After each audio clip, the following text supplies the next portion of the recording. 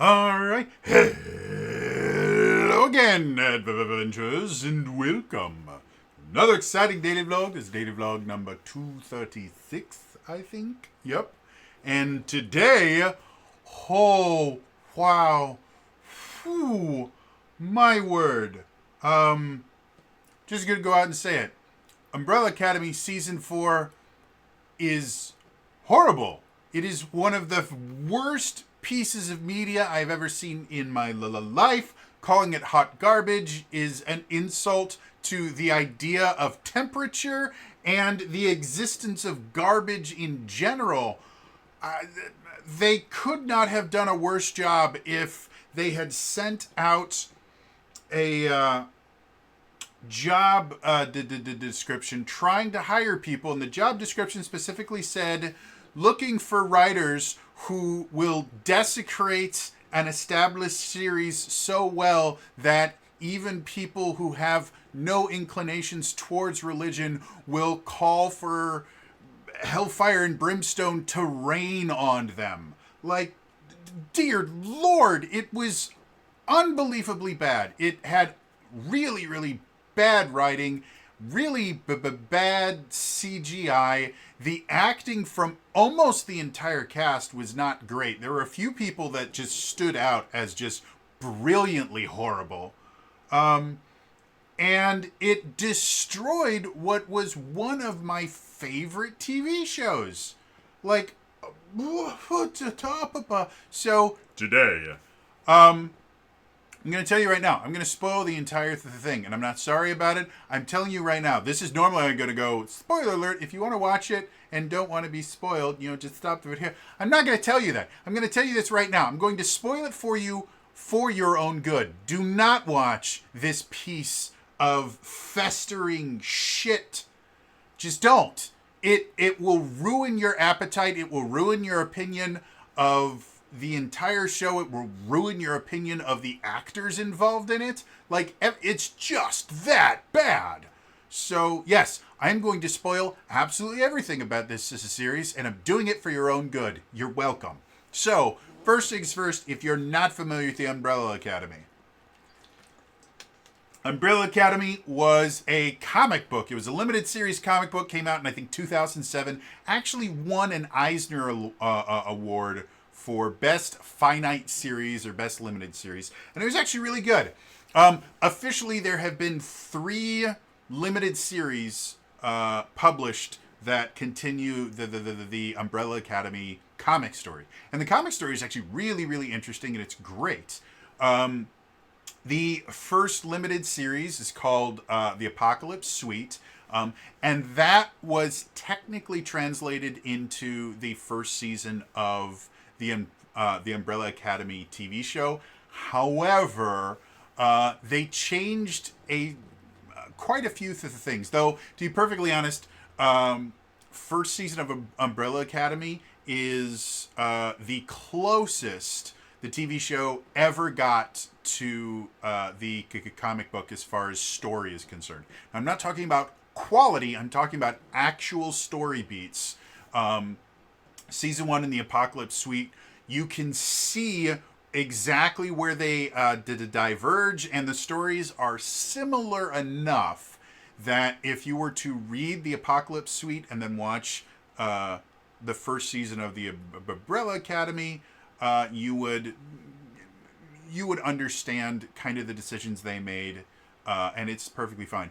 And first season of Umbrella Academy is really, really great. The actors themselves do a phenomenal job. Like, everything about it is really, really fun. It's a very kind of dark comic thing. My personal favorite character from that is the character played by Robert Sheehan, who's an Irish actor that the first thing I saw him in was a UK show called Misfits, where similar to the Umbrella Academy, he played a superhero. The difference being in Misfits, he was his superpower was he was immortal, and it was his character was just an absolute sleazebag. He was a joy to watch. So anyway, that is season 1. It's a good season.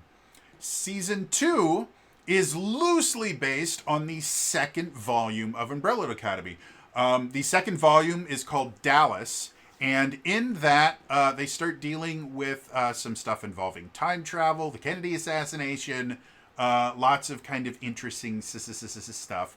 We start kind of understanding things like one of the characters named Five disappears for 20 years, and when he comes back, he's the exact same age. One of the plot lines in the Apocalypse Suite and the first season of the Umbrella Academy on Netflix was what exactly happened to Five. And effectively, Five's power is the ability to blink, is what they call it in the TV show. But he has teleportation. And he starts to realize that because space and time are connected via the space-time continuum, that his power involves the ability to basically move through the space-time continuum, and it was just easier for him to move through space than it was for him to move through time. And so eventually he tries moving through time, and he accidentally leaps like 50 years into the future and finds the world destroyed and gets trapped there for 50 years and then gets recruited by this weird TVA style thing, becomes a super amazing assassin, has a bunch of shit done to him, and then he eventually comes back to when the Apocalypse Suite first starts, to try and warn the rest of his family and try to stop the end of the world. And that's kind of what happens with the Umbrella Academy over and over and over again, is they just keep trying to stop the end of the world. And so season 2 is massively different than Dallas. It keeps some of the same themes involving them going back in time and things like that, but the motivation for all of it and the inciting incident is completely different, and the TV show does a good job. Don't get me wrong, Umbrella Academy Dallas is, again, interesting comics series, and it fits in with the world that was created in the Apocalypse Suite. But I think the storytelling that they do for season 2, with a few rare exceptions, is just kind of better. I like it more. The stakes seem a little bit higher in the TV show, and again, acting choices are really, really good. Aside from something that, as far as I can tell, seems to be a creation entirely of the Netflix series and doesn't have an equivalent in the comic books. Though, to be fair, I have not read the comic books themselves. I've mostly read synopses and things like that. So it's possible it's mentioned in the comics, and I just haven't noticed it. But the thing, and this is the big part of season 4, the thing that was added in to season 2 that wasn't a part of Dallas is this thing called Marigold. Marigold, that's a flower, right? Kind of. It's also a color. And in this case, it's a magical MacGuffin that is the best thing ever in the world and also the worst thing ever in the world, and doesn't follow any rules that would make it inconvenient for writers. Marigold is effectively the thing that gave the Umbrella Academy members their powers. It's this weird marigold-colored particle that somehow got into their biological mothers, and that's what birthed them. And so, yeah, that's the source of their power is this marigold, the thing. I don't know why it was accepted significantly better than midichlorians were, but it's essentially the same thing. We can't have a magical force that has no explanation. We have to have a biological explanation for everything, so we're calling it Marigold. And the thing about Marigold, which we find out later on, is Marigold was actually created by the patriarchs. The patriarch of the Umbrella Academy, who is this horrible, disgusting dude named Hargraves, who treated like he named the children numbers because they were tools to him, and was just very, very unlovable, unlikable. His death is what starts the entire series, and he's just not a nice person in general. Well, we find out later that he's actually a space alien because why not? That's actually from the comics.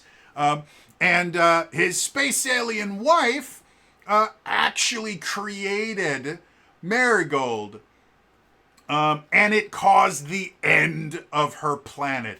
And so Hargreaves, and it caused her to die too, Hargreaves, in his infinite wisdom, decided to take the Marigold that was staying on his planet while he was going to escape from his planet so he got to live, and just release it into nothing. Like, he just releases it, and then somehow it crosses billions of miles, trillions, quadrillions, light years. It goes light years across the universe to get to Earth.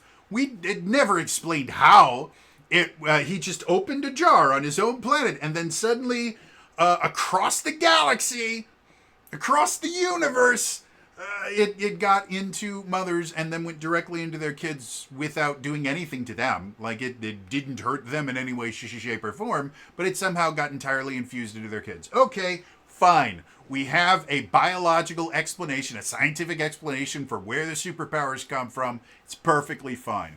So they create that to explain where they come, and they also create an explanation for why the Umbrella Academy kids came into being. Because again, the whole story of the Umbrella Academy is one day, October 12th, 1985, I think is what it is.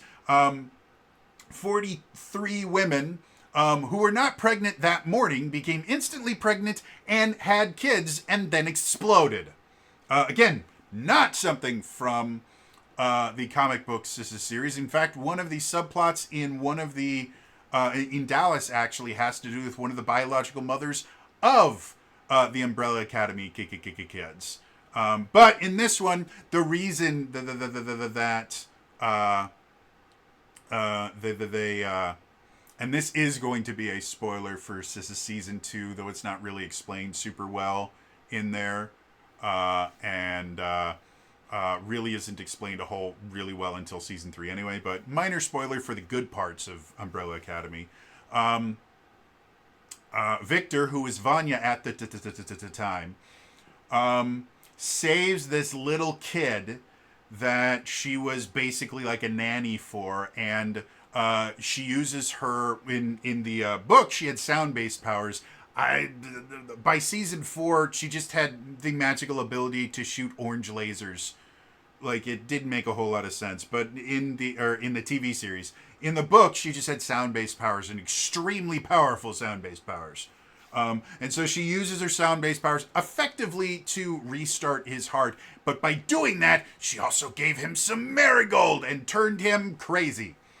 And also made him connect with all of the Umbrella Academy kids, because they were traveling back in time. Then we went back to the future, and all this stuff happened because of Vanya. And so later on, Vanya, who eventually becomes Victor, is able to reach in and pull out the Marigold and save the young kid from being crazy, because that's what's called that's what crazy is caused by. Magical space dust that turns people into superheroes also turns people into crazy, that also ends up murdering people, because that's how crazy works. Because God forbid we actually talk about mental illness in a realistic way in the entertainment industry. Nope, crazy people kill people. That's how it works.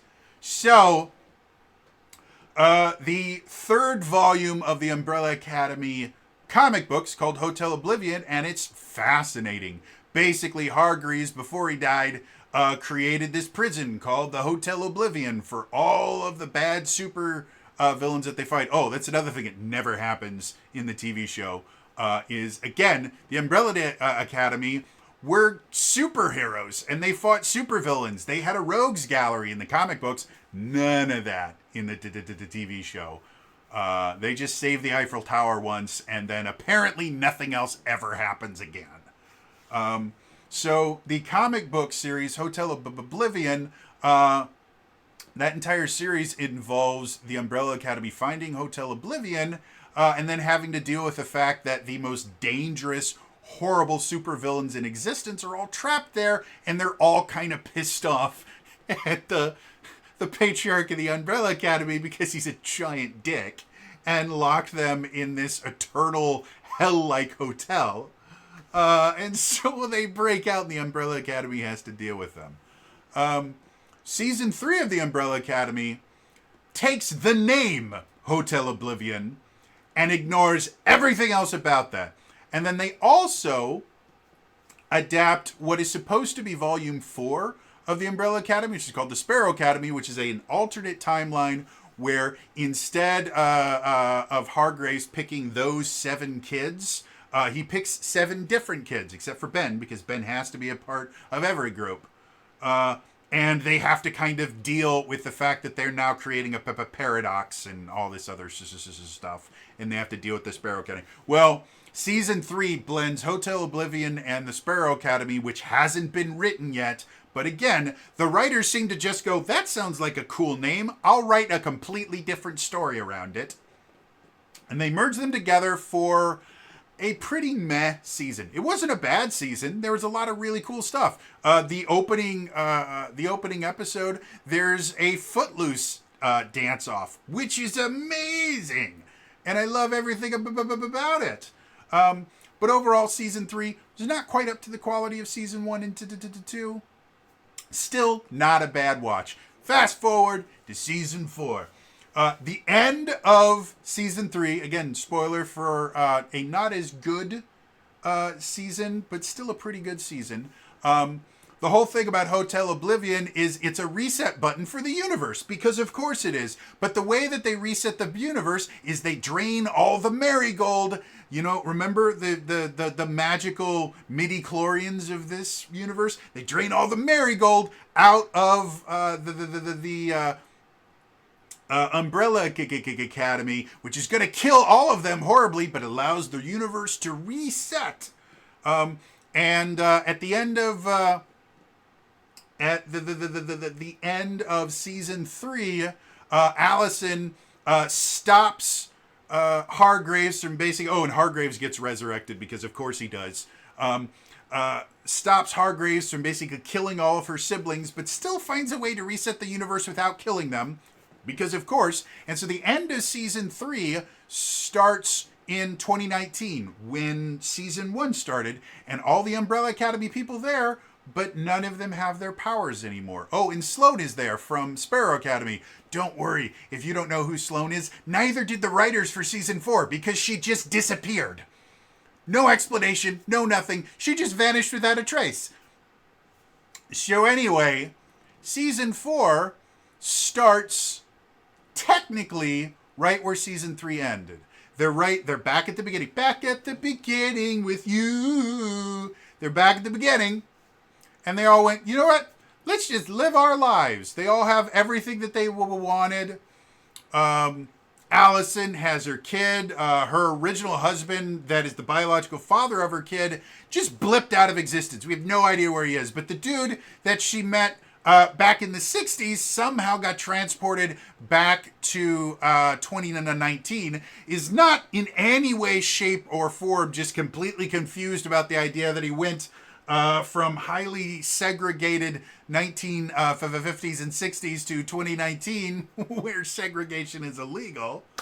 And the fact that he was a part of the rights movements in the 60s and marched with Dr. King and all that stuff. Yeah, he just gets transported, decades into the future and has no problem with that whatsoever. But what immediately happens is, instead of explaining what happens, they just go, 6 years later. And every single character is nothing like the character we saw. Literally, there's nothing remotely similar.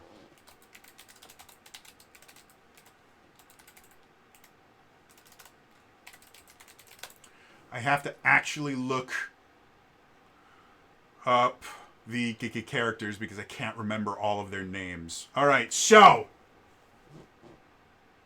we have the 7 members of the Umbrella Academy. They are Luther, also known as Space Boy in the comics. He is apparently invulnerable. He can block bullets with his body, and he looks like a monkey.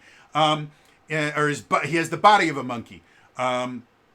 In the comic books, the reason this happened was Space Boy was called Space Boy because he went to space and he went to Mars, but something went wrong on Mars, and so Hargreaves, in his infinite wisdom, chopped his head off, attached it onto the body of a Martian gorilla.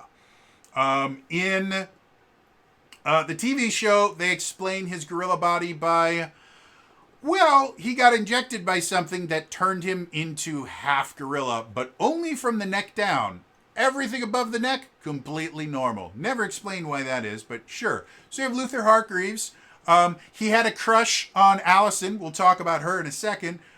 In the beginning, he threw away that crush because they decided there was a better pairing within the cast than Luther. Luther, in the 6 years since then, again, he has a nice, gets to start over. He's in love with this girl, Sloane. He's really, really happy. What happens in the 6 years? We've got no fucking idea. You want to know why? Because they never explain a goddamn thing. However, Luther is now completely moronic, just absolutely incapable of conscious thought, and is a stripper. And not only is he a stripper, he's a bad stripper. Impressively bad. So bad that they make him do his stripping show for brunch. Because apparently strip show brunch is a thing. So that's Luther. Then we deal with Allison. Allison, again, Allison has a kid. Allison has a loving husband. Allison used to be an actress because her special power is she could go, I heard a rumor, and then say whatever the fuck she wanted, and then reality would change to fit with her rumor. In the TV show, that wasn't exactly how it worked. She actually had the ability to say, I heard a rumor, and then mind control people. But it wasn't reality altering, it was basically kind of telekinesis. So she used that to become a famous actress. And she actually wasn't a horrible actress, but she 100% used her power to get her everything that she wanted. Now she doesn't have her power. She still wants to be an actress, but she has a loving husband, a great daughter. You want to know what happens in the 6 years? We don't fucking know because they don't tell us a goddamn thing. But her husband just disappears. Left the family, no explanation. Her daughter still with her, and she is now the face of a major laundry detergent brand. And that's it. And she has a she has an audition for a pilot for a police procedural. This will become important later on, let me tell you. So that's Allison. We have no idea what happened to her husband. We have no idea what happened to either of her husbands because she had 2 of them and they both just vanished without a trace. Let's keep going. Diego. Diego is actually a character that they made up for the show. The character that originally was Diego was, his codename was the Kraken, and the Kraken, in his power was he could hold his breath indefinitely, which is kind of a lame superpower. So they changed it. The TV show Diego has the ability to control the trajectory of projectiles, which sounds kind of like a lame power, but when he starts to get control of it, it's really fucking cool. He can, his thing is he throws knives and stuff like that, and he can bend them around corners. He never misses. It's kind of cool. But in addition to that, he can control the trajectory of just projectiles. He doesn't have to throw them. They just have to be going through the air. So there's actually a really cool scene in season 4 where there's all these people shooting bullets at him, and he jumps into the air and kind of spins. And then all the bullets that are coming at him start kind of orbiting his body, and then he redirects them to just demolish the entire army that has come up against him. It's a cool scene. It understands his powers super well. I liked it. So what is Diego doing now? Well, he gets hitched to this other person that's introduced in season 2 named Lila. Whose powers continually change. We never quite understand exactly what she can do. Lila was an assassin that worked for the same group as Five. We'll talk about Five in a second there. But eventually, during the plot of season 2, she decides to defect. She has this thing for Diego. And they eventually get married and have a couple kids together. So that's pretty cool. And now, so again, at the end of season 3, Lila and Diego together, they're in love. It looks like they're going to have kids soon. So what happens between 2019 and 6 years later? We don't fucking know, because they don't describe a goddamn thing. However, Diego, now powerless, works as a delivery driver. But he has so many packages that he has to deliver that the only possible way he can make his deliveries is by literally chucking them out of his van randomly and peeing in a bottle, because that is how delivery driving works. Oh dear God. How is this? No, that's not how it works. It's not how it's ever worked. It's not how it ever will work. Just, oh my God, how stupid are these writers? But okay, let's just accept that this is an alternate world where there aren't any rules about how long people are allowed to drive or anything like that, or things like bathroom breaks and other stuff like that. There are no labor laws at all in this world, so that's perfectly fine. All right, so Diego hates his life because he hates being someone that has to throw shit and not be able to redirect it. Lila hates her life because her powers used to be she could mimic other people's powers. We'll get on to what it becomes. And now she's a stay-at-home mom.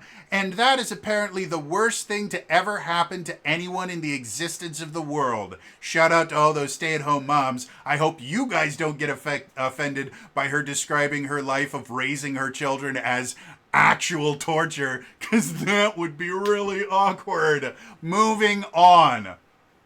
Victor, who used to be Vanya but is now Victor, Victor moves to Nova Scotia.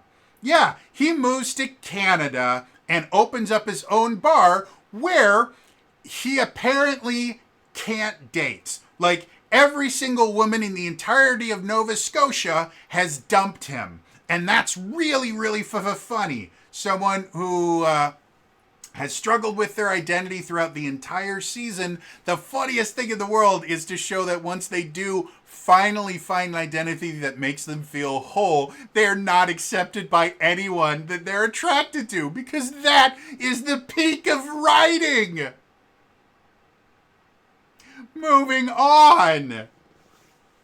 Klaus, who is this seance in the comic books, his power is that he can actually contact the dead, like literally. And eventually he kind of upgrades his power and gets the ability to manifest the dead as these spiritual soldier things, and it's super fucking badass. He is played by Robert Sheehan. Robert Sheehan is a phenomenally talented actor. And one of the best things about Klaus is he is absolutely a non sequitur. Everything he says seems completely random. He's absolutely hilarious. There is a real kind of depth to his character where he shows kind of over and over and over again that a lot of the kind of antisocial tendencies that he has, and the fact that he is an addict to just about everything, is all done as a form of kind of self-medication from the trauma that he has to deal with being abused by Hargraves when he was a kid, and then constantly being talked to by dead people. It was a really, really amazing, wonderful character that really kind of explained the depths of what trauma can do to a person. So at the end of season 3, they're back at the beginning, and he no longer has to listen to dead people screaming at him all the time. So he should have a perfect life, right? Abso-fucking-lutely not. What happens in the 6 years between the beginning and like minute 10 of season 4, we don't fucking know, because they don't explain anything. But they do tell us that by the time 6 years has passed, Klaus is not only 3 years sober, congratulations to Klaus, but also he is now a germaphobe. He has almost borderline agoraphobia, which, hey guys, here's a really fun thing. I actually have agoraphobia, and every single depiction you've ever seen in any movie ever is completely and utterly fabricated, written by people who have no idea what agoraphobia is. Guess what? It happens here too. So, Klaus goes from this really strange, acerbic, free love character to massive germaphobe that's terrified of everything, has no backbone, and is the most wishy-washy, biggest waste of space I've ever seen. Which, to be perfectly honest, Robert Sheehan pulled off as well as he could because he's a brilliant actor, but it was just horseshit. Moving on, let's talk about number 5. Number 5 loses his ability to blink, so he can no longer travel through time and space. We don't fucking know what happened to him in 6 years, but when it comes back, shit is hitting the fan. Eventually what happens is all of the Umbrella Academy comes back together at Allison's daughter's birthday party. Now, here's the really interesting thing. They don't ever really tell you where the Umbrella Academy is located, but it's a relatively major city, and they do show a map at one point that shows that it's somewhat central in the United States. I'm not talking like, Kansas or anything like that, but probably in the neighborhood around maybe Philadelphia, New Jersey, somewhere around there. Not at the top, not at the bottom, and closer to the East Coast than it's going to be to the West Coast. Somehow, Victor is able to drive from Nova Scotia, Canada, which, if we're looking at Canada, let's say this is Canada, it's a big old country. Nova Scotia's way over here on the, well, I guess it'd be over. Anyway, it's way over on the east coast of Canada. And again, it's in Canada. So somehow, Victor is able to drive all the way from Nova Scotia with little to no warning. He gets called like the day of the birthday party, and he's in Nova Scotia getting dumped by the last woman the last woman left that hadn't dumped him in the entirety of Nova Scotia. Because again, it's hilarious to make fun of a transgender individual because they can't find love.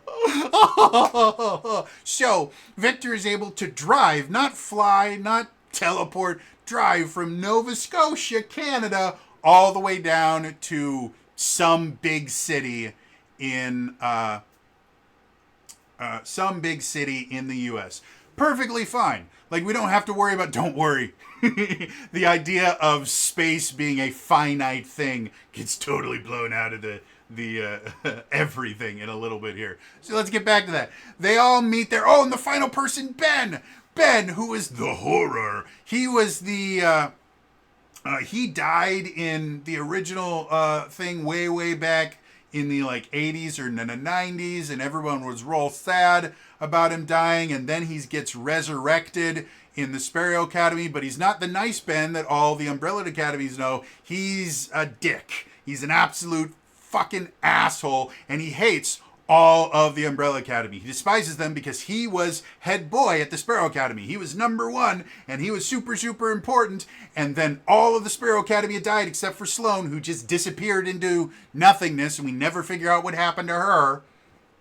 So, Ben's there, and Ben has just gotten out of prison because, here's another fun thing, he ran a crypto pyramid scheme, which isn't a thing. Another thing that these writers do is they just take random words that they decide are evil, and so they well, crypto is bad and pyramid schemes are bad, so we're going to put them together. It's not how crypto works. It's not how a pyramid scheme works. Pyramid schemes are actually a very simple to understand process. And they're shaped like a pyramid. Crypto is another way that you can scam people, but it has nothing to do with pyramid schemes and everything to do with effectively inflating something that has no value, and then when you make it look like it has value, you sell it to make money off of it, and then everybody else that put all this money into it to create the value gets fucked over by you selling it. That's how a crypto scam works. That's not what Ben did, though. Ben somehow learned a way to create a crypto pyramid scheme and only went to jail for 5.5 years. He got 6 months off for good behavior. So yeah, Ben and all the Umbrella Academy come to the birthday party, and then after the birthday party, they go to the weirdest restaurant I've ever seen. It looks like a warehouse, but it has one of those grills where the guy comes out pretending to be a Japanese chef, but he's really not. And then he does, and he throws food in people's faces. I can't remember what kind of food that's called, but it's a real thing. Only this one, again, was in a random empty warehouse that I've never seen a single restaurant that ever looked like this. But hey, set design is really, really hard, and creating a realistic set is really expensive. So why don't we just use a soundstage and put a random grill in the middle of it with some bar stools and call it enough? Okay, so while they're there, they eventually find out about these people that believe that there are alternate timelines, and this is the wrong timeline. They want to fix it. And they get hired by this dude who's in a lot of different movies and stuff, and he generally tends to play the same exact character, a conspiracy theorist that's really, really weird. It's what he does every single time. And so he hires them to find his daughter. Because that's a thing. And then he shows them this box of artifacts from alternate realities that show the Umbrella Academy, which shouldn't exist in this reality because powers don't exist. And then they also find the magical MacGuffin. It is a jar of glowy shit. Why is there a jar of glowy shit in here? It's never explained. Why would we need to explain how all the marigold that just randomly disappeared from existence now is in a jar that somehow got to this dude? Okay! Actually, they'll pretend to explain it later, but it makes less sense then than it does now. So, they all go back to the random warehouse that has a grill in it, and at the end, they're all talking about, hey, if we drink this random slosh that glows, then we can get all our powers back and we can be superheroes again. And the whole group says, no, we don't want to do that. But we can obviously see that Diego really wanted to, but he didn't want to go against the rest of the family. So he's like, no, I don't want to either. And so what happens is Ben hates the entire Umbrella Academy. He despises them. He thinks they're horrible. He blames them for the death of his real family, which he says constantly throughout this entire season. And, my family's dead. No, we're your family. No, you're not my family. My family was a Sparrow Academy. You guys are fucking awful. So Ben, who hates all of them, steals the magical MacGuffin juice, goes to the bathroom, and while he's there, he goes and he pours a bunch of sake bombs. But in addition to the sake, he pours in a little of the magical MacGuffin juice, and then he comes back from the bathroom with sake bombs. And nobody went, wait a minute, didn't you just go to the bathroom? Why are you getting alcohol in a bathroom? Especially alcohol in a bathroom of a random warehouse that just has a single grill and a bunch of bar stools at it. This seems rather odd. Oh, and you fucking hate us. Why in the world would you be offering us sake bombs? But whatever, he goes, everybody needs to. And even Klaus, who, again, is 3 years sober, goes, I guess sake's different, so I'll take a drink. Never, and everybody's just like, oh, okay, I guess we don't care about Klaus breaking his 3 years of sobriety. Cool. So everybody takes a drink, and then they all get their powers back, and Lila somehow gets laser beam eyes. Never explained where laser beam eyes come from. Again, her old power was she could mimic other people's powers. Now she can shoot laser beams out of her eyes, and nobody cares. Don't worry, everybody else's powers are fucked as well, so we don't need to worry about that. So what ends up happening, they all figure out that they now have powers. How do they do that? They all meet up again, and they go, Ben, what did you do? And Ben's like, hey, I did you a favor. And then the audience has to go, well, don't you hate them? Why wouldn't you just steal it for yourself and become the only superhero? You vehemently despise them and want nothing to do with them, but now you're giving them superpower. This doesn't make sense. Don't worry, they're not going to explain it because it doesn't need explaining. So they decide that, well, we have to go to this place where we were told to find this girl that I can't even remember her name anymore because it doesn't matter. She's Magical MacGuffin Lady. So they need to go find Magical MacGuffin Lady, but the drive there is going to take them 16 hours. And on the drive there, Diego is driving his beat up piece of shit van, and everybody starts feeling really, really sick and wants to throw up, but Diego won't pull over because it's funnier when people throw up on each other than it is for them to throw up on the side of the road. So they all throw up in the van, and then he pulls over after Victor blows out all the windows because he gets sick of everybody throwing up on him, and his magical sound powers have turned into magical orange energy when I'm pissed it explodes powers, which totally makes sense. Trust me on this. So they pull over. The van is just covered in vomit.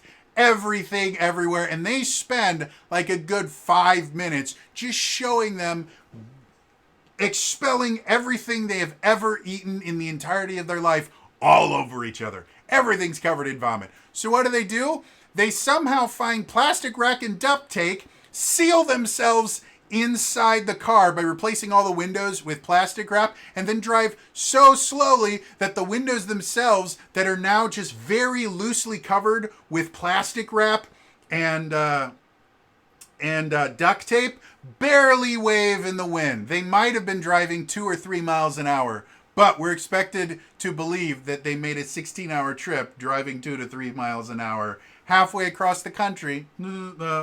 Okay, whatever. So they make it to this town and they start asking around about this MacGuffin they're supposed to find. And as soon as they say her name in an antique store, the entire town goes fucking nuts. And they all pull out guns because every single person in the entirety of the town all has fully automatic weapons and shotguns within arm's reach anywhere they are at any given time of any day. And so the call goes out. They all start trying to kill everybody. They eventually find the girl, and they are able to rescue them using all of their new powers, and they get into the van, and then Ben touches the girl, and an explosion happens. Nobody understands why the explosion happens, because at the exact same time, Ron from Parks and Rec and Tammy number 2 come in, smash into their Diego's van, and the van makes 2 complete flips, lands perfectly upright, and everybody in the van is almost completely unharmed. Aside from a few cuts and scrapes from the glass breaking, they're entirely unharmed. They have no bruises, no nothing. You actually watch them flip the entire time, and none of them impact anything. You watch as the entire thing flips, and then you just go,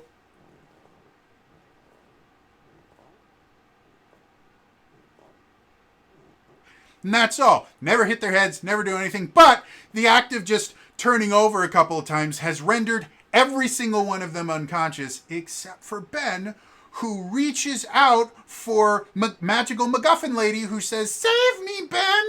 And then the entire thing is Ben trying to get back to this girl who... Here's the cool thing.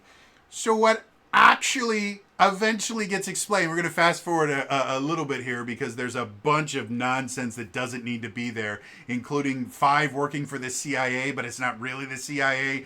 And then as they're investigating stuff, he tells the deputy director of the CIA to take Luther and Diego to the CIA because Diego wants to be a part of the CIA. And instead of like showing them around, he gives, for whatever reason, he gives them badges and then puts them in a place that doesn't exist, which is basically where all of the really, really bad CIA agents go. And they just sit there and eat their lunches and read newspapers, and that's all. Apparently there's an entire branch of the CIA which is just really shit CIA agents that they can't fire for some odd reason, and so they just pay them to sit on their asses. And they decided, instead of doing anything to distract Luther and Diego, they just put them basically in daycare.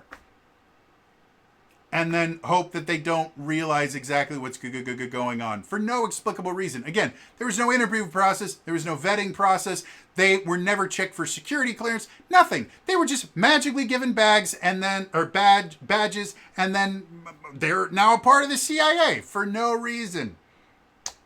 Just because Five, who, again, at this point looks like a 19 or 20-year-old kid, told the deputy director of the CIA, hey, I need you to distract these people. And instead of doing literally anything else, he's like, okay, I'm going to take them to Langley and give them a job in the CIA. Of course, that makes perfect sense.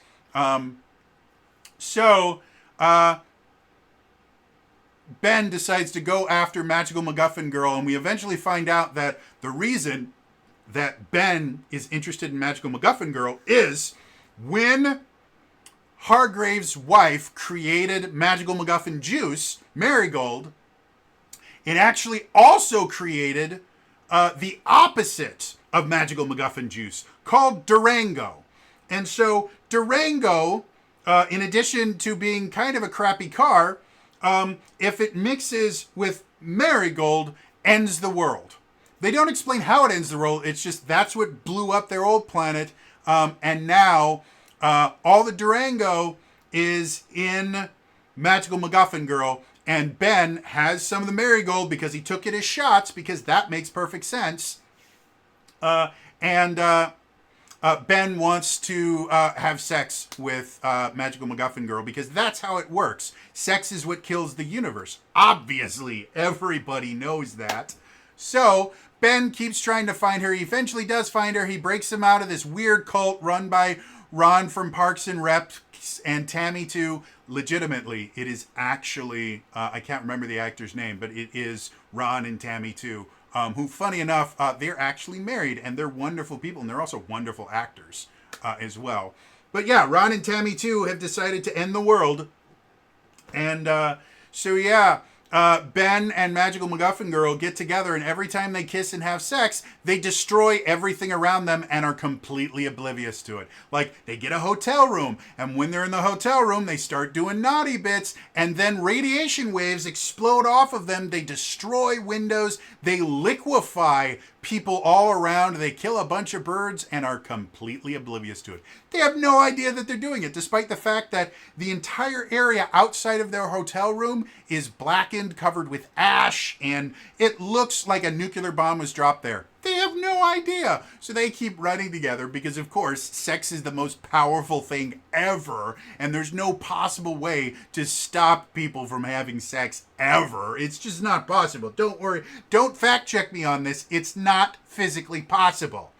Trust me. So they keep going, and eventually they get to a closed down department store.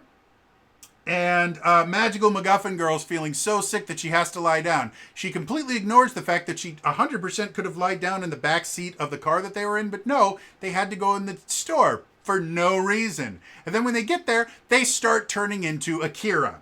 If you haven't seen Akira, that's actually a good movie. It's an old anime from, I think, the 80s or 90s, and it is unsettling, unbelievably upsetting. But it's brilliant and amazing. So, as Ben and Magical MacGuffin Girl start to turn into Akira, Ron and Tammy too come, find where they are, and then send out this call that makes all of these random people come up and get ready to fight to the death because they feel like Akira is the absolute best thing in the world to happen. Meanwhile, there's all these other things that the Umbrella Academy are doing that has nothing to do with saving the world. Like, again, the CIA thing, all of that's a waste of time. Five and Lila go off to they find a subway that lets them go to other dimensions and other to the timelines, and then they get lost there for 7 years. But for some odd reason, they can travel as long as they want, and no time passes ever because plot. And they fall in love and have this great thing. And then Five betrays Lila because he finds a way to get them back and finds out how to not be lost. And he doesn't tell her for 6 months.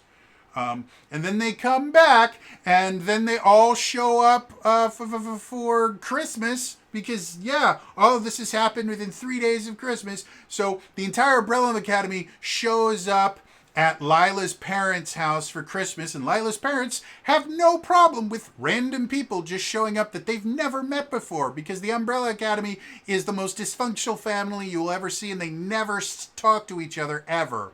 But they all show up for Christmas, and I was like, oh, it's really great. And Diego and Luther come up, and Luther doesn't have any pants, but he's wearing a shiny silver G-string.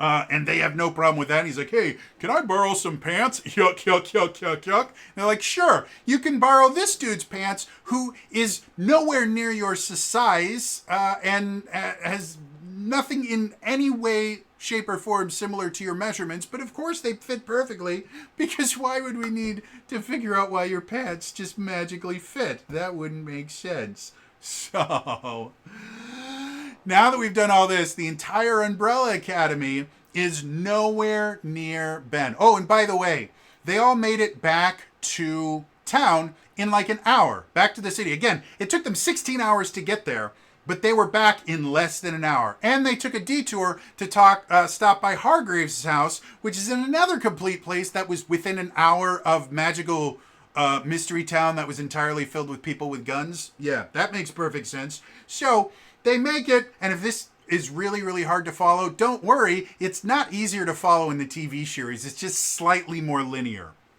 So they're all chilling at Lila's parents' house for Christmas, and Diego figures out that Lila cheated on him because she's actually been gone for 7 years and not 2 hours. But he's completely fine with that for a second, and then he's not fine with it. Then he is fine with it, and then he and Five have a fist fight. We'll get to that in a second here. So, yeah, all that stuff is happening, and then they see on the news that Ben is trying to end the world, but he's really, really far away, and they can't figure out how they're going to be able to get there in time to stop the end of the world. And I think Victor is there too, because Victor paired up with Hargraves for some inexplicable reason. So Victor's there and Ben's there, and Victor's trying to get in, but Victor's trying to not kill absolutely everybody, which doesn't work.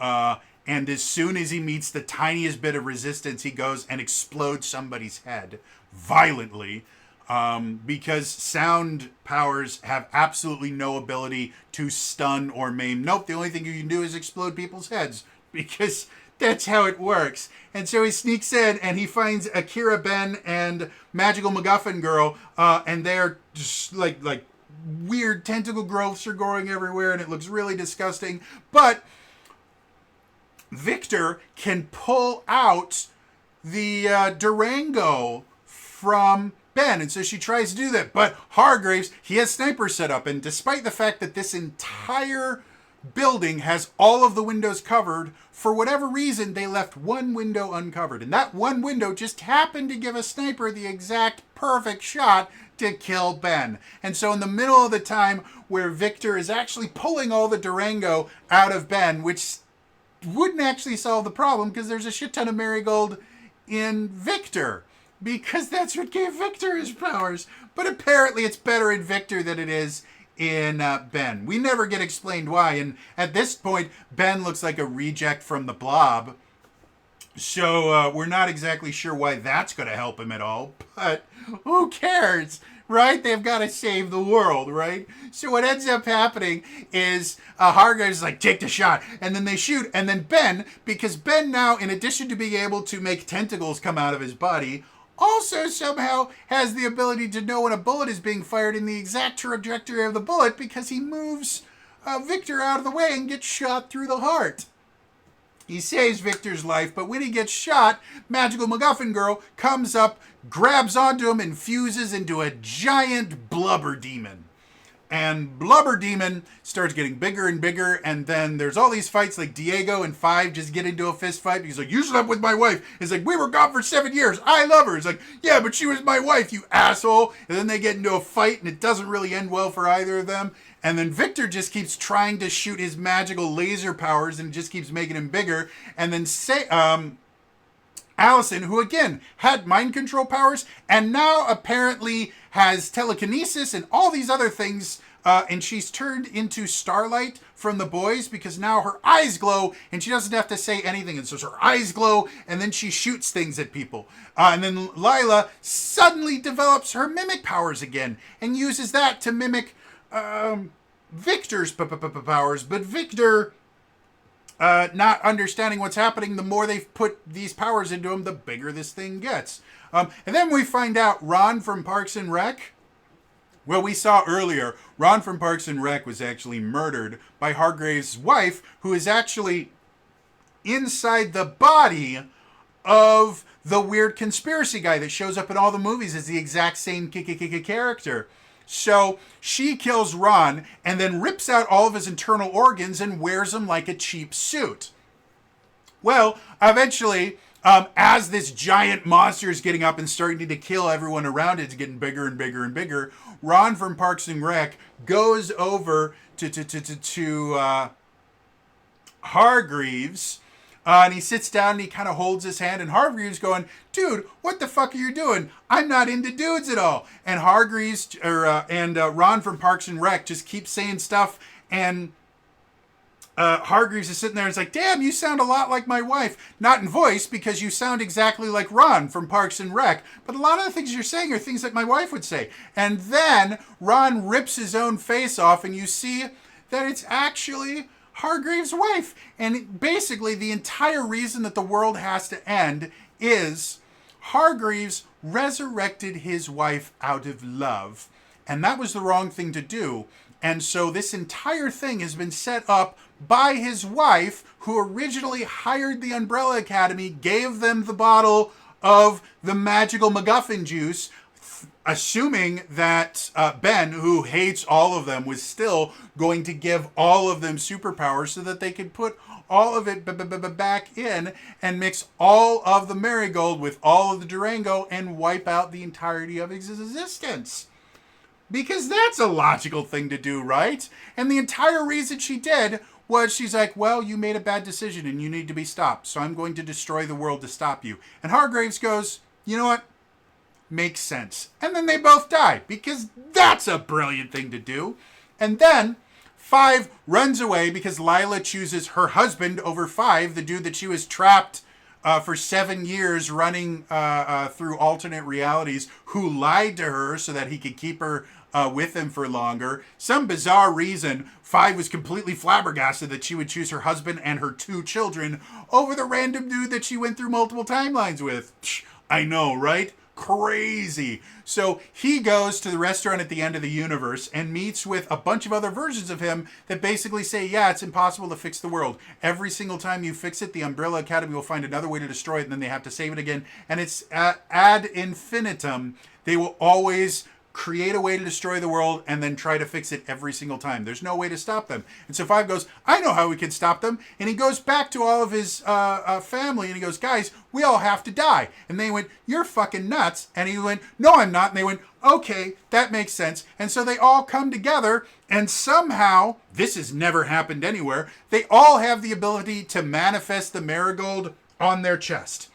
They don't know how, don't know why, but they all just sit there in a big circle with glowy chests. Then they all look at each other and they're like, "Oh, maybe we," like Luther goes, "maybe we should all talk about the things that we're thankful for." And then everyone goes, "You're a fucking moron, Luther. Fuck you." And Luther's like, "Yeah, I am a fucking moron." And then they all start going, "I love you, but I love you." And then there's a throuple moment between Diego and Lila and Five, because first Lila and Diego kind of look at each other and they hold hands. "I love you too." And then Five is right next to Lila in the circle because that was a smart thing to do. And so Lila just looks over to him, is like, "I love you too," and grabs his hand. And Diego seems perfectly fine with this throuple situation because it's all going to be over in a couple minutes anyway. And so the giant blob monster comes over and it breaks through their house. Oh yeah, and they went back to their old house, which is now a condemned building, and it's really shitty. So the giant blob monster comes in and starts using Ben's tentacles to rip apart the thing, but then decides, you know what, who needs tentacles? I'm just going to melt into a weird kind of lava-looking fat soluble substance and just slowly sleep in. And so they're all standing there holding each other's hands and going, wow, I guess this is the end. And then they all get enveloped by the blob monster, and then everything breaks, and then we cut to paradise, where all these characters from the show, including the suit actor for Pogo, the monkey that was killed in, I think, season 1, they're all just walking around in this park, in this purely idealic, perfect society. Can't think of the word, but perfect society. And at the end, you hear Hargraves say, on October 12th, 2024, absolutely nothing happened. Cut to black. Congratulations, the show is over. So the resolution was, fuck the Umbrella Academy, they all need to fucking die. That was the conclusion to a show that started in 2019, so this is a 5-year-long show, and the conclusion was 6 episodes of nonsense that didn't matter, all so that Ben could have sex and become a giant fat monster, and then absorb the rest of his family and blink them out of existence. Oh, and they also never explained, because the reason that they all had to die was all of the Marigold had to mix with all of the Durango, so we all have to die. They never really explained there was still magical MacGuffin juice. There was still Marigold left over. They never finished it off. They just threw it away sometime. Oh, and Klaus didn't actually drink the juice. He threw it over his shoulder. So there's some Marigold just sitting in that random warehouse with a grill in it. They never really explained that. Oh, if you're wondering, well, then how did Klaus get his powers? Well, he got shot, and apparently he used to be able to just talk to the dead. Now, they poured the magical MacGuffin juice, which again, still more left in there. They didn't finish it off. They pour the magical MacGuffin juice in him, and now he's immortal. He can't die.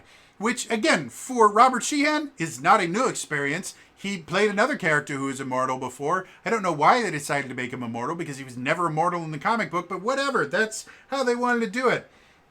So, yeah, overall, one of the shittiest TV show seasons I have ever seen in the entirety of my life. Oh, dear God, this was horrible. And again, the cast is phenomenal. But they just were really, really bad. Robert Sheehan has the emotional range of a slug in this, because his character only has one expression the entire time. And Robert Sheehan is a brilliant actor. I have seen him in so many different things. He's absolutely phenomenal. But he sucked in this. Elliot Page, who plays Victor, Elliot Page is a very, very talented actor. And I've seen them in a lot of different things, and they've shown amazing, amazing things. But for whatever reason, this is the worst performance I have ever seen them do. To the point where part of me wonders if, and don't take this the wrong way, let me explain entirely.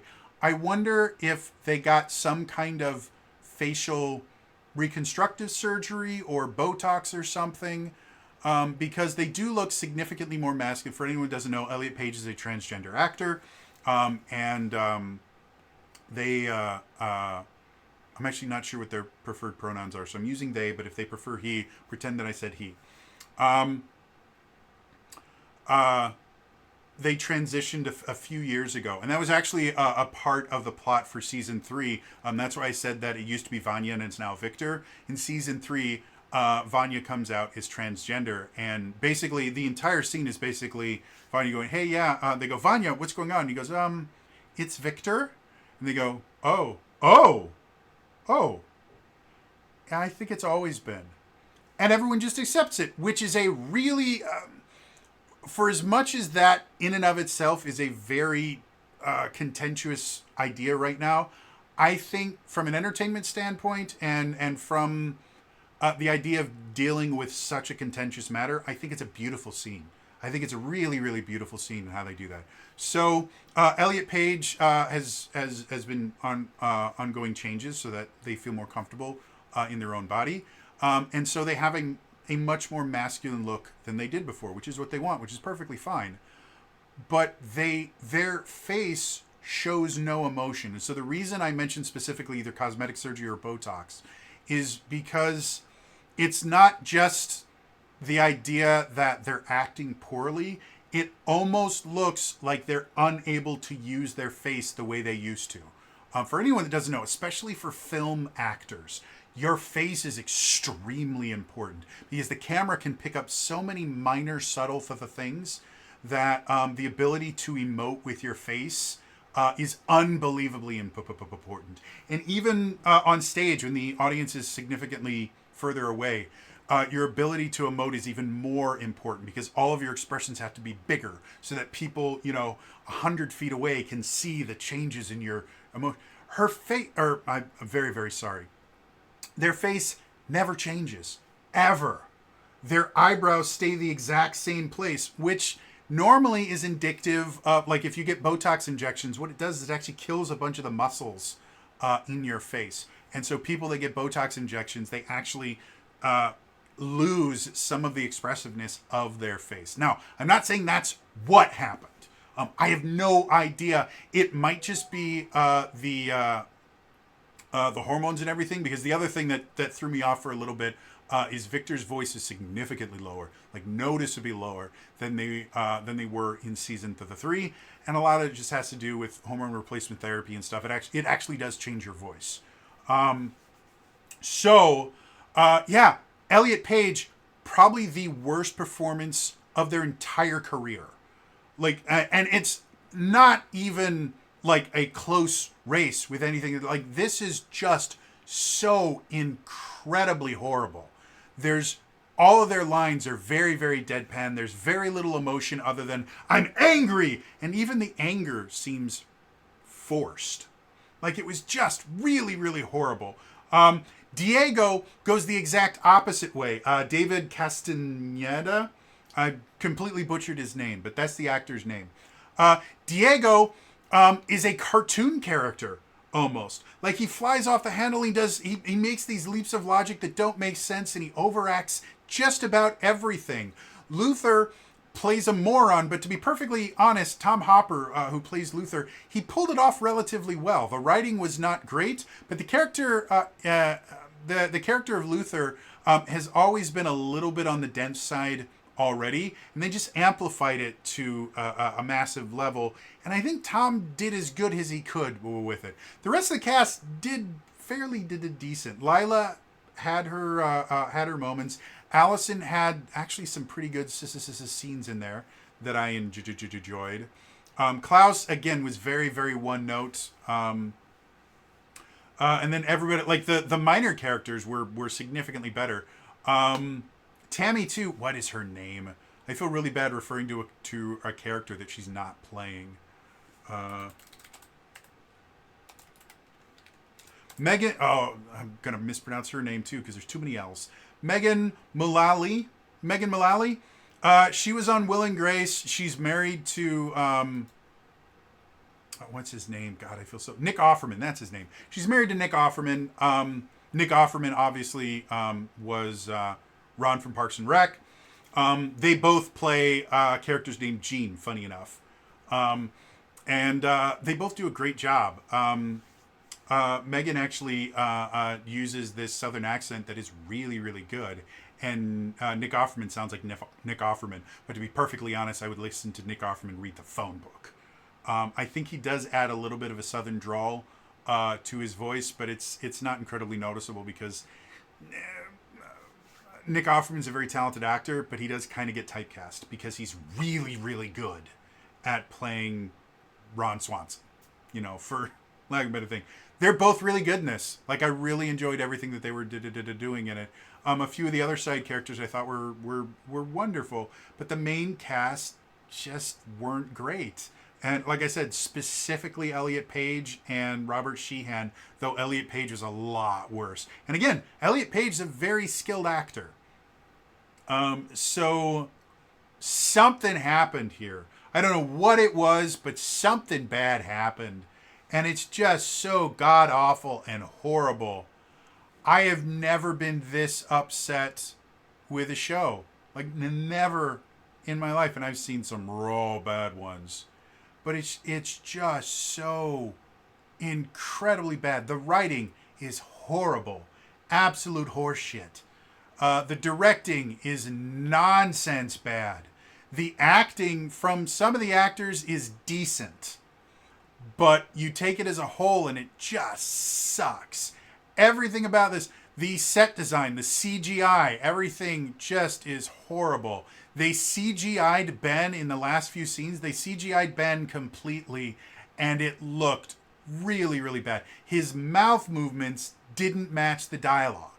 It looked like an old JRPG where, for anyone that doesn't know this, modern video games, when they get localized, they will actually redo the animations most of the time. Not all the time. Most of the time, if they get an English adaptation, they have the money for it. They actually redo the animations so that the lip movements actually match the new dialogue.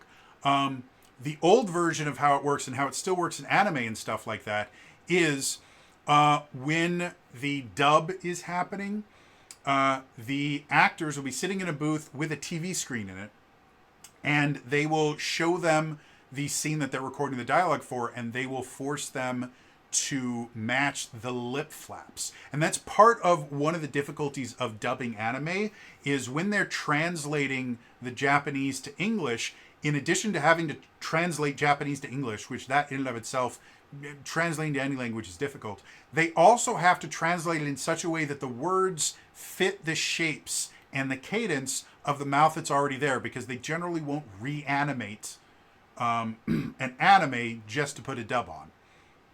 So in order for it to look like the actors are actually saying what they, like the cartoons are saying what they are, voiceover actors and dub actors have to actually match the lip flap. And that's basically what it looked like they did for Ben. But they didn't do it well. And so every so often his mouth would like morph and move, making it look like somebody just went into like Final Cut Pro and added an extra lip flap in there after everything was done. Like you will sometimes see on YouTube. But it was so incredibly badly done. Just unbelievable. And they had so many interesting plot hooks that they could have done, and none of them were explored. The whole multiverse, that's destroyed by the end of this series, because that definitely wasn't a good idea. There's no other show on television that's dealt, or streaming that's dealt with multiverses and could get another season after that, Loki. Just everything about this was just unbelievably horrible. It was disgusting. It was just so bad. So I hope anyone that watches this, do not watch season 4. I regret watching it. Seasons 1 through 3 are lovely. Watch them. They're great. Do not watch season 4. Pretend that season 3 was the last. It was that bad. Oh, dear God, please, for the love of God, don't watch this. Do not give these guys the satisfaction of somebody watching the slop that they put on there. It is by far one of the worst things I have ever seen. Just holy shit, was that bad. And there's other things I wanted to talk about. Paizo fucked up recently. That'll be another video. But no, I had to talk about this. I literally just finished watching it, and oh dear God, was it so bad. It is all for me today. I will see you guys tomorrow. Bye-bye.